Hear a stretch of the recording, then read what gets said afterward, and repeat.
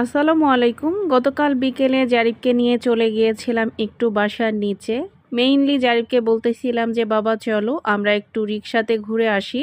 তো এখানে বাসার নিচ থেকে আমরা দুজনে একটা রিক্সাতে উঠে গিয়েছিলাম এবং খানিকটা দূর আসার পরে একটা জায়গায় নেমে যাই। তো এখানে নেমে এই ছোট ছোট ফুচকা খেয়েছিলাম, জারিফ কিছু হাবিজাবি খেয়েছিল।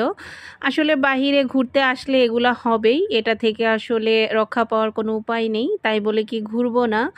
তো ঘোরাও তো বন্ধ করা যাবে না। আসলে বাহিরে আসলে আসলে একটু হালকা হাবিজাবি খাওয়া হয়েই যায়, যদিও আফতাবনগরে আসলে তেমন কোনো ফুড কোর্ট নাই, যেগুলো পাওয়া যায় সেগুলোই খাই আমরা আসলে। তো তারপরে আবারও একটু হাঁটলাম মা আর ছেলে, আর আজকের আকাশটা দারুণ ছিল। তো একদম সন্ধ্যার আগ দিয়ে আবারও রিক্সাতে উঠে গিয়েছি।